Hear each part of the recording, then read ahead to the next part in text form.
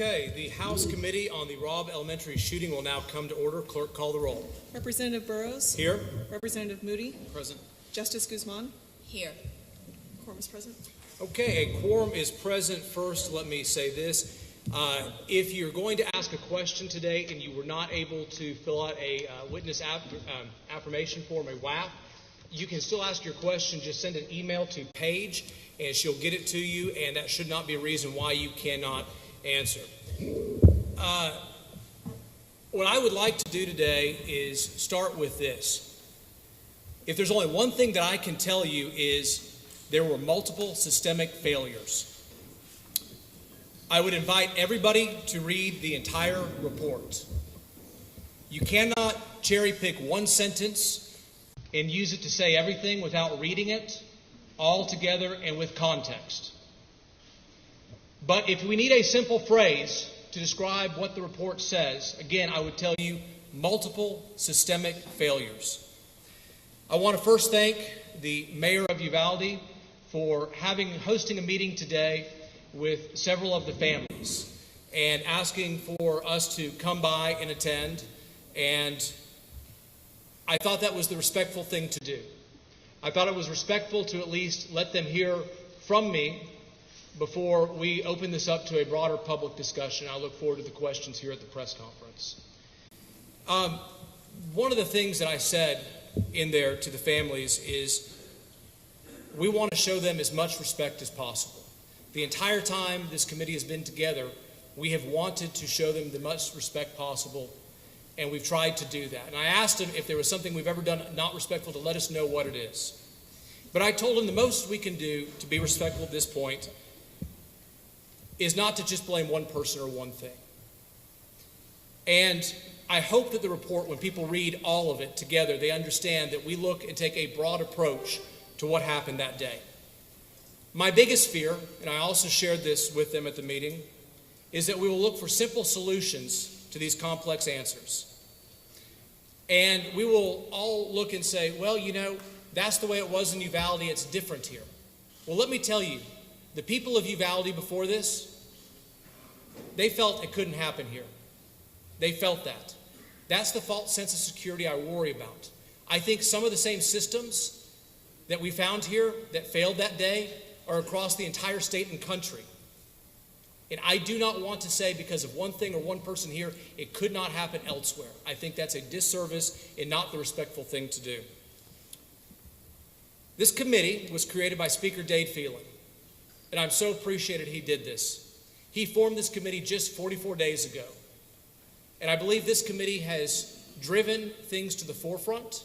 I believe that because of this committee's work, some of the records have already been changed, and hopefully with this report, a lot of the record is set straight. This committee is a fact-finding committee. Our job was essentially to figure out what the facts were and report it. It's a bipartisan committee. And the reason it's bipartisan is because the problems are not Republican problems. They're not Democrat problems. They're all of our problems. So I'm very proud the Speaker made this a bipartisan committee. There are other committees in the Texas House and Texas Senate that will look at this report, look at the facts that we found here, and discuss and debate the policy that needs to be changed to try to make Texas children safer going forward in the future. I'm a policymaker. My colleagues up here are policymakers or have strong opinions about changes to policy that need to be done. Today is not the day that we're going to share what our strong feelings and convictions are about that. That was not the task of finding the facts. After some period of time, we will put our policymaker hats back on and share those opinions with the committee and others about what we think needs to change and what's done. But right now, we're going to let the report speak for itself and focus on the facts that were found in there. The committee met with more than 35 witnesses. Those were done in an executive session. That is the precedent of the House in the past and will likely be the precedent of the House going forward. Being an executive session, meaning the people and witnesses who attended did not have the cameras on them and did not testify for the public at large to hear. We believe that that probably allowed us to get their testimony quicker and also they were more candid and more conversational, allowing us to do our job more accurately.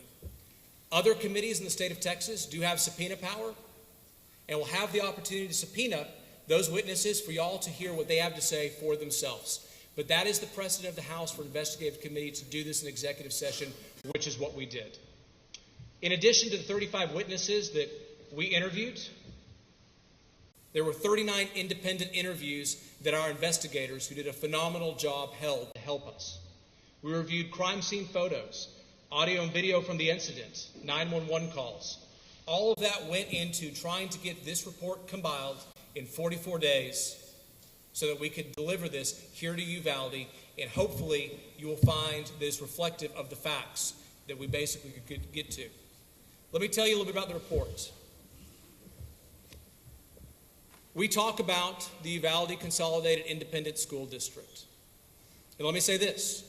With hindsight, we can say the Robb Elementary was not adequately prepared for the risk of a school shooter. The school's 5-foot fence was inadequate. Despite a policy of locked doors, there was a regrettable culture of noncompliance. In fact, all 3 exterior doors to the building were unlocked that day, and multiple interior doors were not secured the day of the shooting.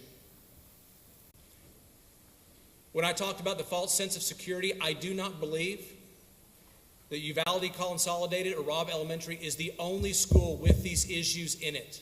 I've talked to enough other educators around the state to believe this is a wider problem that we need to continue to look at. We discussed the attacker. You will first notice we did not use his name.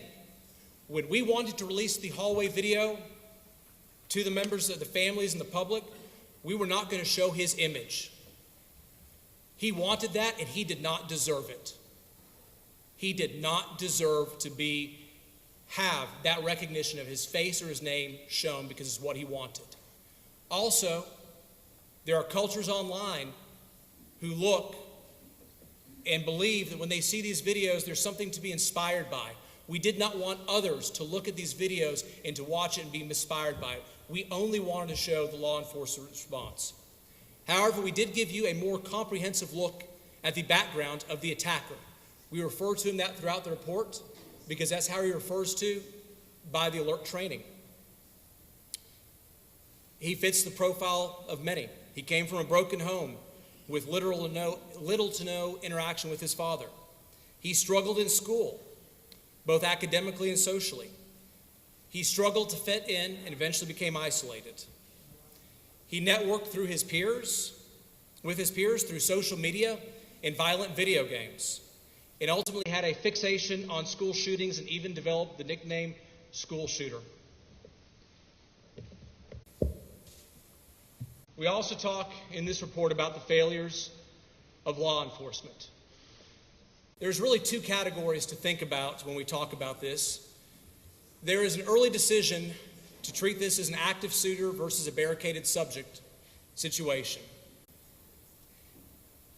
If you know, and the training and standards we set for officers is if you know there's active shooting, active killing going on, or somebody is dying, the standard is you have to continue to do something to stop that killing or stop that dying. That day, several officers in the hallway or in that building knew or should have known there was dying in that classroom. And they should have done more, acted with urgency. Tried the door handles, tried to go in through the windows, tried to distract him, tried to do something to address the situation. In fairness, there were many officers at that scene who were either denied access to the building, were told misinformation, some were even told false information. Some were told the police chief of the Consolidated Independent School District was actually inside the room actively negotiating with a suitor, such that they did not know what was happening. They did not have the opportunity to do that. But that's not where the analysis stops. Everyone who came on the scene talked about this being chaotic. The training suggests that that chaos should not happen. Inside the school, there should be a tactical commander, someone who's taking lead on dealing with the actual in the hallway. But there should also be an overall commander. Somebody who's an overall command, flowing the information, making sure everybody knows what is going on. The fact that there was no overall commander outside the building where there should have been one should have been known by many. At a minimum, there was multiple opportunities, depending on the relative training and experience of law enforcement officers, to at least ask more questions or offer their guidance to try to remedy the chaotic situation and make sure there was effective overall command. There was a lack of effective overall command that day. Members, I am going to recognize my colleagues for some brief statements, and then we will answer the questions here today. Representative Moody. Thank you, Mr. Chairman. I'm Joe Moody, a Democrat from El Paso. I'm a former prosecutor. I've worked on issues like criminal law and mental health for my entire legislative career. And most importantly, I'm a father of 3. And sadly, I've dealt with mass shootings before. In just 2 weeks, it'll be the 3rd anniversary of the day a young man with a rifle murdered 23 people in El Paso. After that, we all kept asking why. Why did this happen to us? We're here today to provide some of those answers in Uvalde.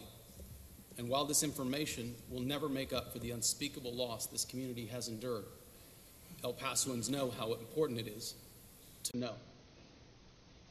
I also know the report we've given points to something very complex. It's hard to hear that there were multiple systemic failures because we want to tell ourselves that systems work.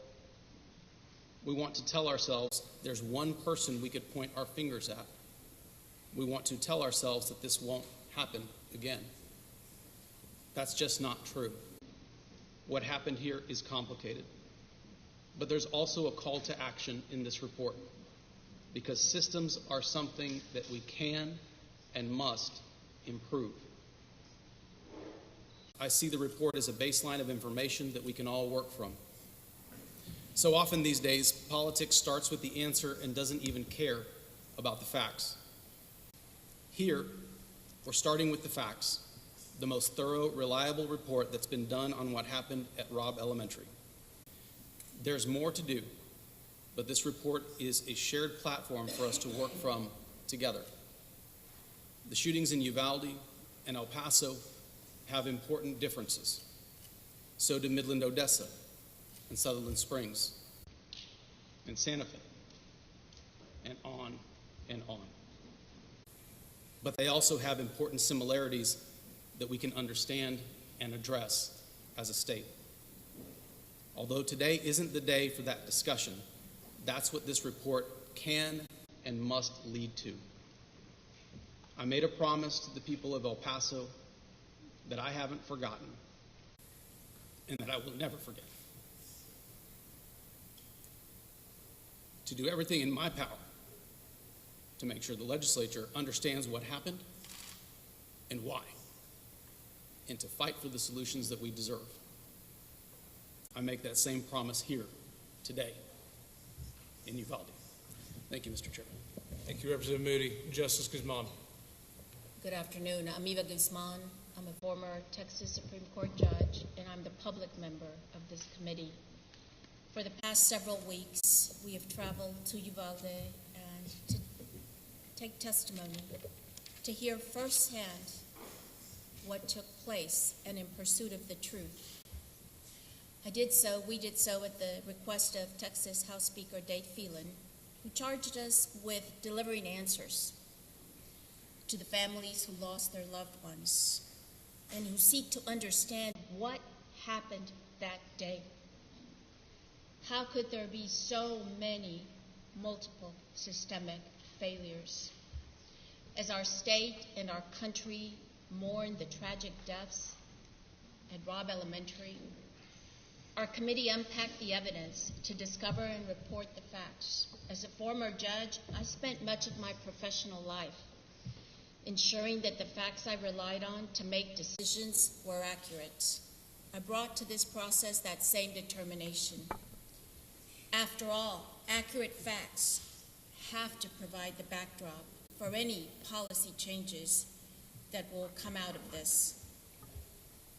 Throughout the investigative process, our only agenda was to follow the facts and the evidence. As John Adams famously said, whatever may be our wishes, our inclinations, or the dictates of our passion, they cannot alter the state of the facts and the evidence. That's where we placed our focus.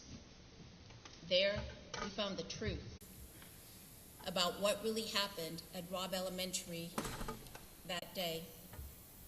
But we also found the reality of the breakdowns in procedures and protocols and processes, of the breakdowns and failures in judgment and decision-making that occurred before and during the tragedy. That truth, it's heavy and it's hard because it lays bare human failures and it makes us confront collapses in our systems. They were supposed to work. They were supposed to protect the innocents who now lie in their graves. Today we stand before a community that's still gripped in grief. With this report, families who are crushed by sorrow and pain will now have desperately needed and deserved answers. But no report can heal the broken hearts. Only God can do that. Knowing the truth, we hope, will equip Texas lawmakers and leaders with information and knowledge that will guide them in deciding next steps. We hope the truth about this tragedy will also give this community the resolve to forge a path forward. I come here with humility and respect, and I am here for you, for the people of Uvalde. Thank you. Pursuant to the House rules, before a question is asked, we will have to have a witness affirmation form, or as I said, you can email it to the committee clerk. Are we ready for questions at this time, Matt? Okay.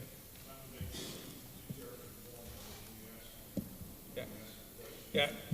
When you ask your question, could you tell us your name and what news affiliate you represent? So with that, we'll start with the media with questions. Could you state your name and your affiliation? Thanks.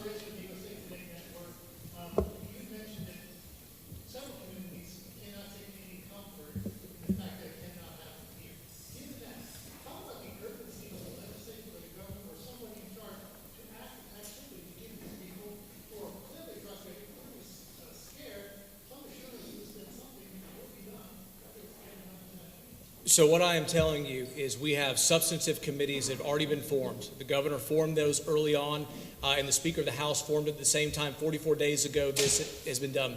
They've already been working on this. We now have some baseline information we can report to the legislature, help them basically make some decisions about systemic failures. I think each community can look at the things we've laid out in this report and make some determinations about how to prevent that from happening. I will tell you, not as a legislator, not as a chairman of this committee, but as a father, I have asked teachers at my schools, principals at my schools, and others about some of the things that we learned to find out what the culture is and intend to continue to work on it. I think it takes everybody to continue to ask questions. Next question. Oh.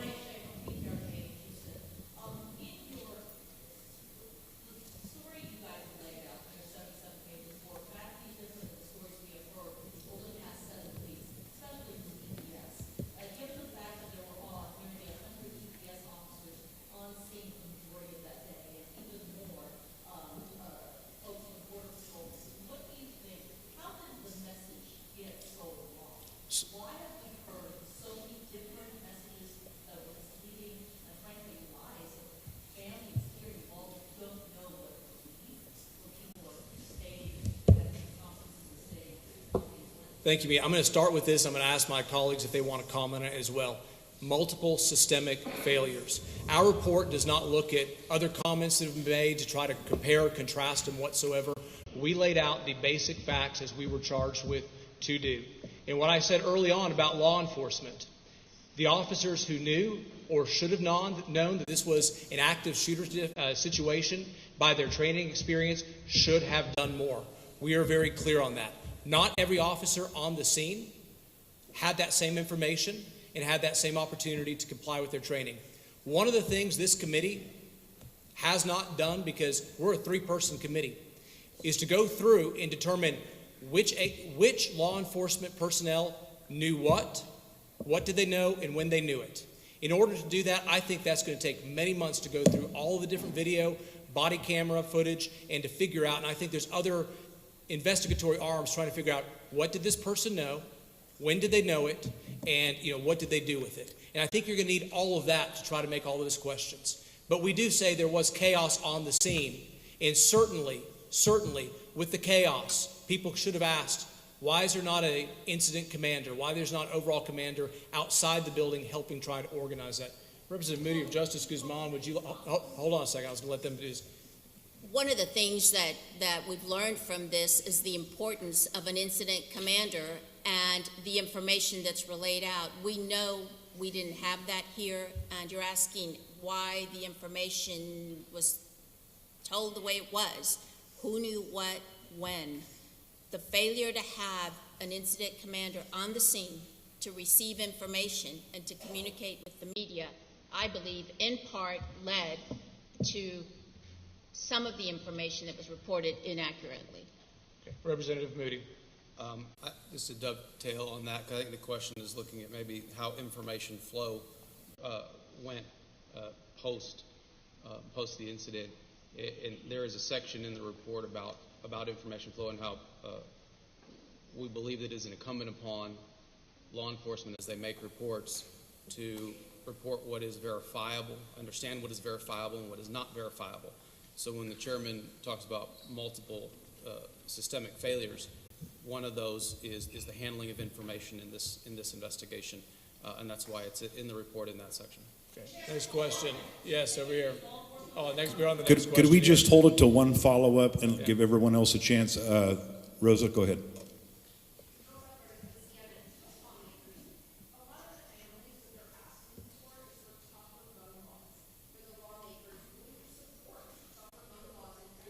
So what I'm going to tell you is this. Today is about what the committee was tasked to do. It was tasked to come up with the facts, and that is what the committee was charged with by the Speaker. After a modicum of time, and by the way, there are other substantive committees that have explained this, looking at the policy and is going to debate everything. After a modicum of time, out of respect for this report, all of us, I assume, will have the opportunity to make the comments about the policy, the changes, our feelings, and what we think ought to be done. But today is not that day. If you ask me that question again, sooner than later, I'll answer it for you. I'll be glad to answer it for you, and I think the members of this committee would be happy to do that. Just not today, out of respect for what we've been asked to do and the report that we have. Hold on a second. Name and who you're with. Okay, thank you.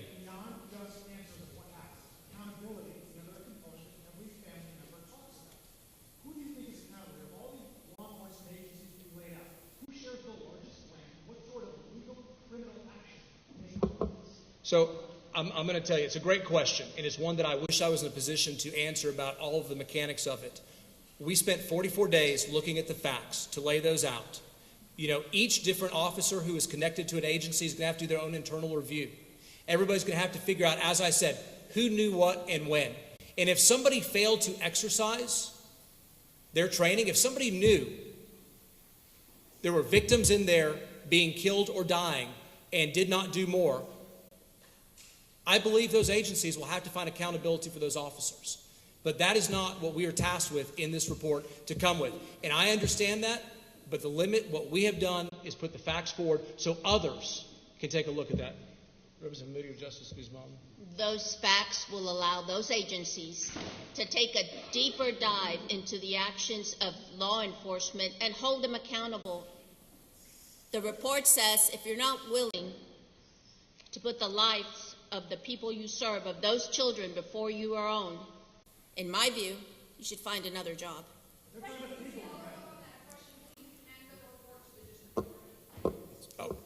It's public record. Everyone has it at this point in time. Next question. The lady in the hat over here. Thank you.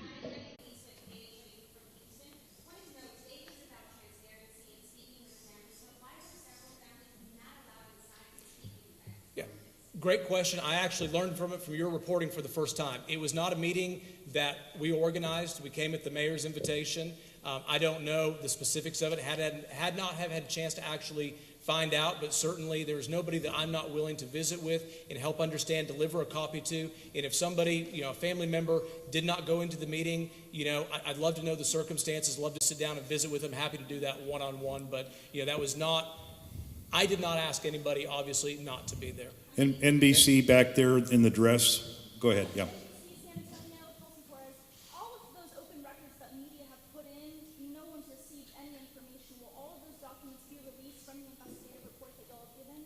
So the answer to that is we will go with the House precedent on investigatory committees. When a House investigatory committee is formed, we do our work in executive session, and the documents that were delivered, most of those I legally cannot release unless I'm given permission to from a non-disclosure agreement. I've tweeted about that and made people aware, and happy to share the non-disclosure agreement with you. But our hands are tied by precedent and some of the things that we had to do to obtain this. And also, I don't know if there's any other investigations that have been alluded to, but I wouldn't do anything without consultation with the investigators in order to get something done to make sure they're okay with it, to jeopardize that.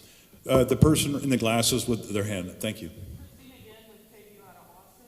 With regard to the 376 police officers that were involved, what's their duty status? Are they still on the street? We are not advised at this time. You're going to have to talk to the different individuals, the agency heads, and again, I'm assuming they're going through a very complicated review of looking at body cam footage to figure out what information was actually available, what was not, those types of things, and we do not have able to do that. Lady in the back with the face mask. I know there's a lot, but you know who I'm talking about, right there in the glasses.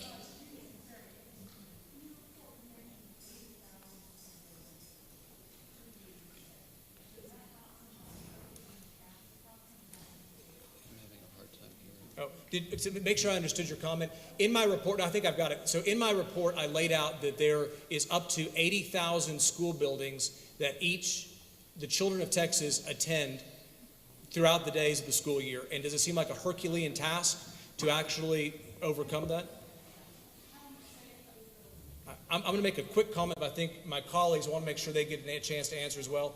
We put that fact in there to make sure that when we talk about school hardening and school safety measures or whatever that is, people remember there are 80,000 buildings in the state of Texas. And that is, but you know what? We have to recognize that as we talk about this policy. Representative Moody, Had an opportunity to visit with educators from Robb, not just during this process, but today as well. And that idea of security and safety and moving forward, specifically for them and for this community, is something that they're focused on, and we are helping focus on that with them. But I think that the broader point about lessons learned and moving forward, and why that number is important to know, is that it is a large task. But our priorities, if our priorities are safety and security of our kids, then that is the task at hand. And so the job that we had here to set out facts to understand what's going on, that is an important fact to know. And my kids are in 2 of those campuses back home, and so do I care about that? Am I going to visit with folks back home like the chairman has? Absolutely. And then we have an obligation going forward at the state level as well. Justice Guzman. There's a section in the report on the school and the administrators. It's my hope that every school district takes some time to read this report. There were multiple systemic failures, including not locking doors. I hope that every school district can look at this report and glean something from the lessons, this unfortunate and tragic. The lady standing up in the dress by the cameras. Hi there. I'm Maria Guerrero with NBC5 in Dallas, Fort Worth. Please afford these 2 questions, one for your reaction and another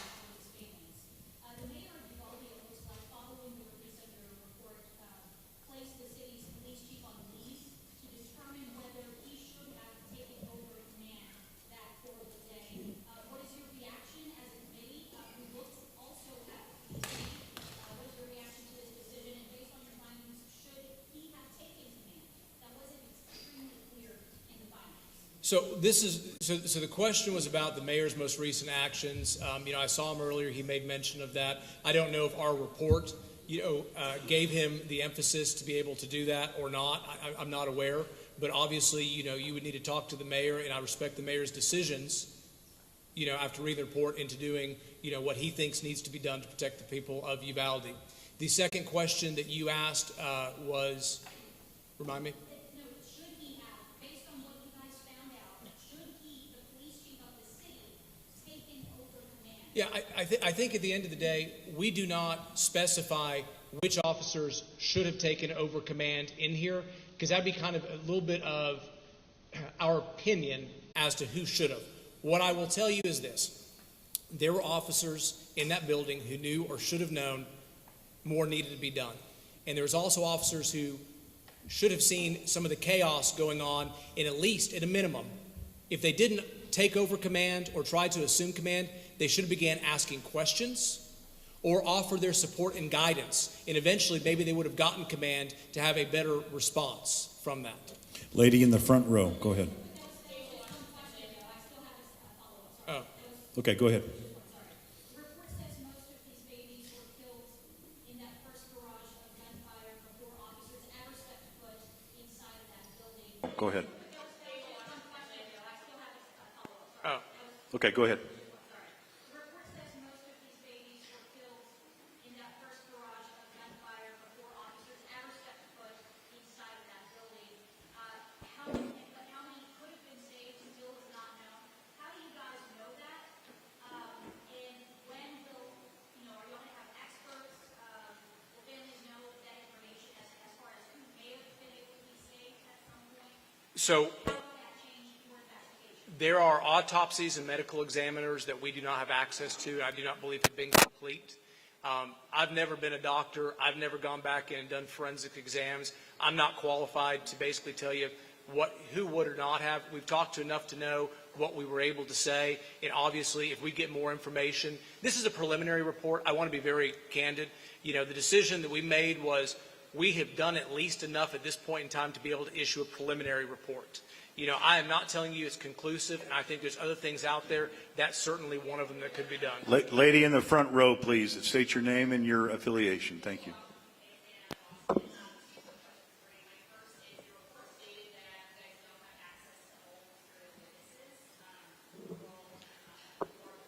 Federal, we don't have we do not have jurisdiction over federal officers, agents to basically, force them to comply with the subpoena to bring them in. So that's one of the things that, we did not, and a lot of them have body cameras. Lady in the back row with your hand up, please. You got a follow-up? Okay, go ahead. We got short time, so let's try and move it along. Before you ask that, Representative Moody wants to follow up on that as well. I want to make sure he has good time as well.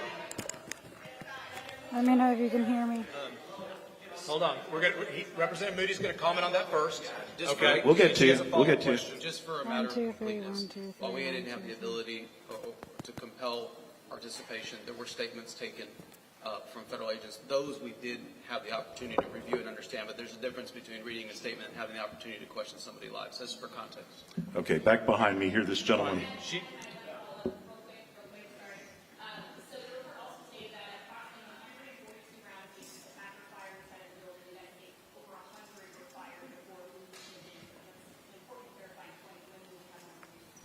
So that was confirmed to us by the investigation being done by the FBI and the DPS.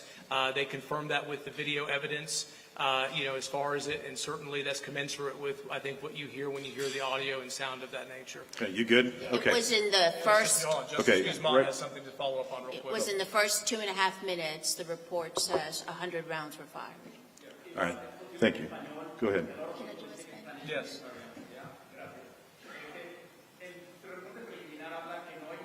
One, two, three, four, five.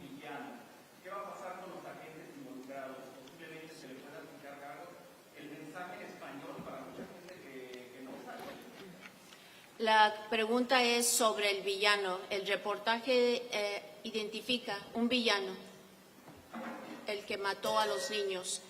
La segunda parte de la pregunta es, ¿qué va a pasar con los del Departamento de Policía que estaban allí, 376, que estaban presentes y 77 minutos antes de que entraran al cuarto.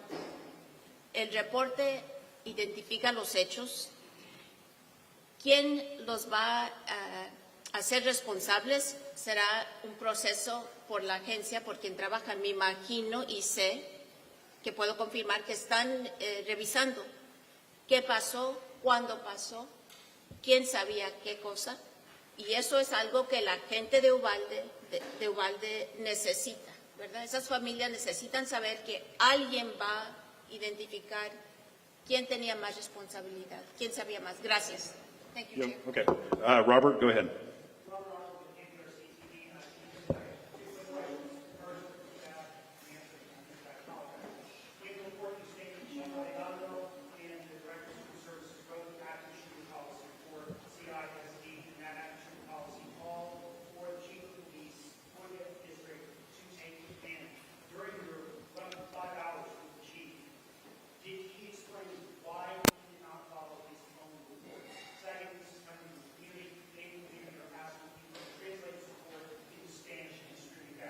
Now, second question is a phenomenal question. Justice Guzman has brought that to my attention multiple times, as has Representative Moody. Yes, absolutely, it is only appropriate to do that, and that will be done. Your first question had to do with Chief Arredondo, and as far as taking over command. In our report, we did put some specific quotes from him in there. I would direct the audience and you and everybody to what he actually said and quote him directly. But essentially, he testified that he felt like he was not in command. That all being said, he certainly during that day, took actions, and I think would agree and did agree that if anybody was in charge of at least the response south of the door versus north, it was him, at least until Bortak arrived and took over the tactical command, and they're the ones who made entry. Okay, the lady in the back by the camera with her hand up. Yes.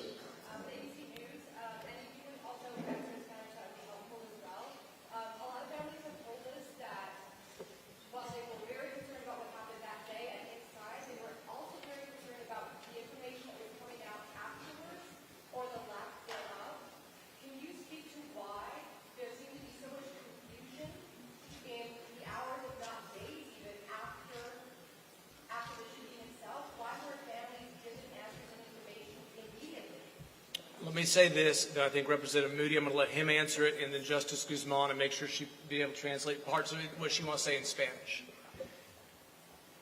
It is clear that this report does try to address the impact of the misinformation on the community. Who knew what, when, and how it flowed was clearly issues and has created some problems. And the back part of the report certainly does touch on that. And our report speaks to that very directly, very clearly. And I want to thank Representative Moody for taking part of the lead on helping that. I'd like him to be able to give the opportunity to say some more, and I'm going to let Justice Guzman speak to that some more as well.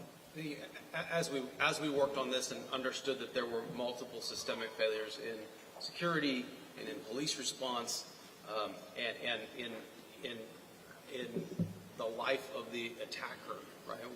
And how those systems that we have didn't address any of that. What became very evident to us also was that the information flow exacerbated the pain of this community that was told to us multiple times. That those the back and forth or the out of context or the mistruths or half-truths were harmful in and of themselves. And so as we discussed multiple systemic failures, that we have to address that this portion of the investigation was also a failure and has caused a rightfully cynical approach to the way this committee has done its business, even though, as the chairman stated, this is the way investigative committees always work. But when you lay that on, we don't operate in a vacuum. When you lay that on top of the situation as it was, or as it is, then you have to address it and put it forward. That's why it's in the report. Because our job, and we saw it very clearly, is not to add to that confusion, but to create stable, level ground that unifies facts that we can then build from. There are many of us that in this community and across the state that want to know where we go next in a lot of different areas. I know as policymakers, we're going to turn that corner and do that too. But you cannot do that without a stabilizing force of facts. That was our mission here. That's why we addressed the fact that information flow was part of the systemic failure that occurred here in Uvalde. Justice Guzman. Quiero clarificar que el reporte se va a traducir a español en las próximas semanas. La pregunta, claro, la pregunta es sobre el impacto de la información, la falta de confianza. Lo estamos escuchando aquí, la falta de confianza de cómo se comunica la. Let me get through this one answer and then we'll address your concerns. Thank you. Yeah. La falta de confianza en la comunidad porque la información que recibieron era diferente. Una persona decía una cosa, otro decía otra cosa. Esto causó dolor y confusión en la comunidad. El reporte habla sobre eso. Y habla sobre que fallaron los sistemas, no solo los oficiales, sino las personas que estaban comunicando. Y esperamos que esta información en el futuro produzca un sistema donde la información que la comunidad recibe es correcta y que no tienen que escuchar 3 veces la información y cada vez es diferente. Gracias. All right. As I stated at the beginning, we have to make a 6 o'clock mass. This is going to be the last question, and that goes to that lady right over there in the blue. I'd just like to have you guys walk us through a couple of things. According to DPS, at 12:15, Bortak arrived in the building, and at 12:17, Arredondo said, "Tell them to effing wait, no one comes in." Is he talking about Bortak? Is that why Bortak waited half hour to breach the room? And did they open the door by just turning the knob, or did they use the breaching tool? So 2 things in the report. We go to great pains to try to set what actually the context of that statement related to the evacuation. I think when you read it all together, I'll do that. Let me address the key, because I think this is very important. A lot of questions have asked about it.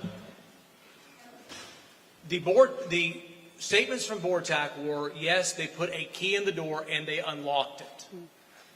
There is enough information to be very uncertain whether or not that door was ever locked.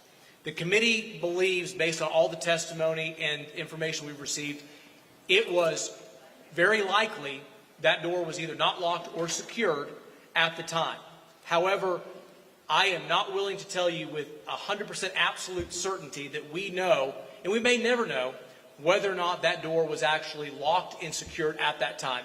But there's a strong emphasis, and we put it in the report, that it is more likely than not, very strong, that if somebody had just gone up and tried the door handle, they could have opened it without a key. And it's part of Thank you, their Mr. Chairman. That'll be it for Very today. quickly. We've got to get to Mass. The Archbishop has invited us, and we're going to move on out. Thank you so much.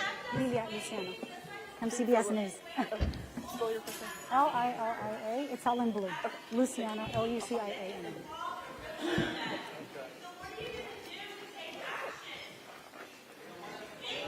Hey, Justin, I'm going to run out because we have to go do an interview.